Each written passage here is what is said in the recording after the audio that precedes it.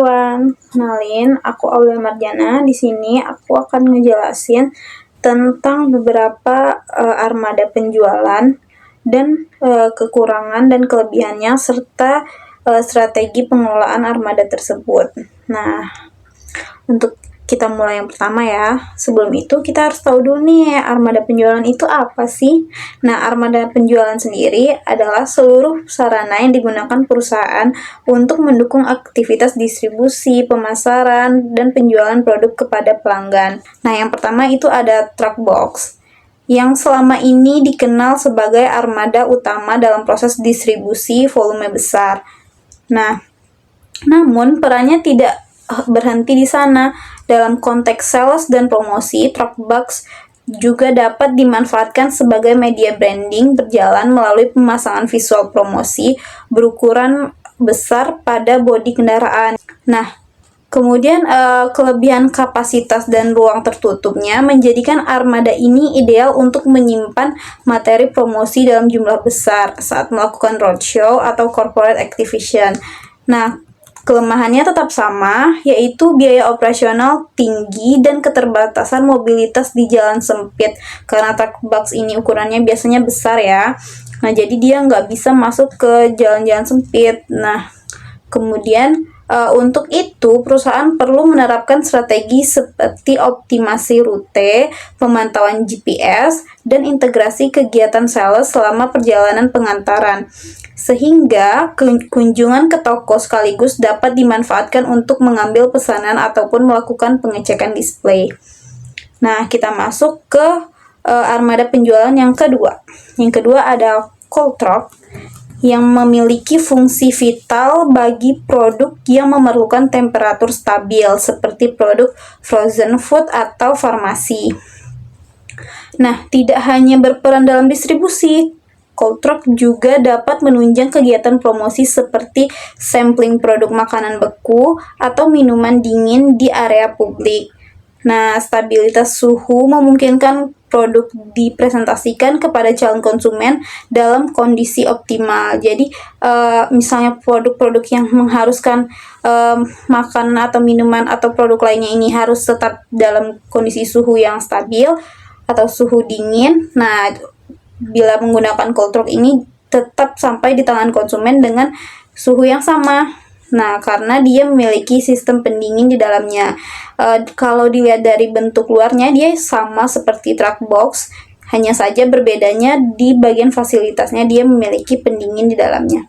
Nah, kemudian namun biaya operasionalnya biasanya tinggi dan perawatan pendingin yang kompleks tetap menjadi hambatan ya. Nah, kekurangan di sana. Kemudian strategi pengelolaan yang efektifnya meliputi monitoring suhu real time, jadwal kalibrasi mesin pendingin, serta koordinasi dengan tim sales agar distribusi dingin dapat sekaligus menjadi sarana pengenalan produk baru kepada mitra toko. Nah, kemudian yang ketiga ada pick up. Nah, pick up ini merupakan armada serbaguna yang tidak hanya digunakan untuk pengiriman, tetapi juga mendukung mobilitas tim sales maupun tim penagihan. Nah, fleksibilitas untuk menjangkau area padat atau rute sempit menjadikannya ideal untuk kegiatan distribusi wilayah tradisional, kunjungan sales ke toko kecil, hingga membawa material promosi untuk kegiatan display. Nah, meskipun kapasitasnya terbatas dalam perlindungan barang, tidak sebaik kendaraan tertutup, strategi seperti penggunaan terpal, penguncian beban, dan penerapan SOP pengecekan kendaraan dapat mengurangi resiko selama operasional. Pickup juga dapat dimanfaatkan untuk membawa perangkat seperti spanduk, rak promosi, atau produk sampel ketika tim sales melakukan aktivitas pemasaran langsung. Nah, juga satu lagi, pickup ini juga biasanya digunakan untuk tim pemeliharaan atau servis gitu, biasanya untuk melihat fasilitasnya yang ada di luar, seperti misalnya PLN juga biasanya ada mobilnya yang ada box di belakang itu. Nah, biasanya ada mesin lagi yang digunakan, mesin atau tangga lagi yang bisa yang bisa diletakkan di bagian belakangnya. Nah, kemudian itu tuh nanti bisa memudahkan tim tim service atau tim pelayanan untuk melakukan pengecekan seperti tiang-tiang listrik yang ada di jalanan atau pengecekan langsung ke rumah pelanggan. Nah, karena dia dilengkapi biasanya dengan fasilitas tertentu di belakangnya kalau untuk PLN atau tim-tim teknis seperti itu ya. Nah, kemudian ada yang keempat, itu juga ada mobil van. Nah, mobil van ini biasanya menjadi pilihan armada yang lebih rapi dan aman ya, karena ruang kargo dia tertutup sehingga tidak hanya cocok untuk distribusi kota tetapi juga efektif untuk kegiatan sales dan promosi. Nah, biasanya lebih sering kita jumpai untuk kegiatan sales dan promosi ini mobil van. Nah, namun dia juga ada pada kegiatan distribusi ya. Mobil van ini karena dia kecil dan bisa masuk menjangkau beberapa daerah, jadi lebih efektif untuk digunakan. Nah, kemudian banyak perusahaan memanfaatkan mobil van sebagai sales van yang membawa stok barang siap jual, materi promosi, hingga perangkat display untuk toko. Van juga sering digunakan sebagai kendaraan promosi berjalan atau mobil exhibition di acara publik. Kemudian untuk kekurangannya, kapasitas yang tidak terlalu besar karena dia kecil dibandingkan truk box dan pick up ya. Kemudian strategi pengelolaannya meliputi pengaturan ruang kargo dengan penataan rak yang efisien serta pemilihan rute kota agar mendukung aktivitas sales dan promosi sekaligus meningkatkan visibilitas merek di area strategis. Nah, kemudian untuk yang terakhir, yang kelima, itu ada motor. Nah, motor merupakan armada paling fleksibel dan paling efektif, tidak hanya untuk distribusi ringan, tetapi juga bagi tim sales, penagihan, dan layanan pelanggan. Tim sales yang bertugas canvassing sering menggunakan motor agar dapat menjangkau banyak titik kunjungan dalam satu hari. Nah, untuk kegiatan promosi, motor sangat berguna untuk membawa sampel kecil atau materi display ringan.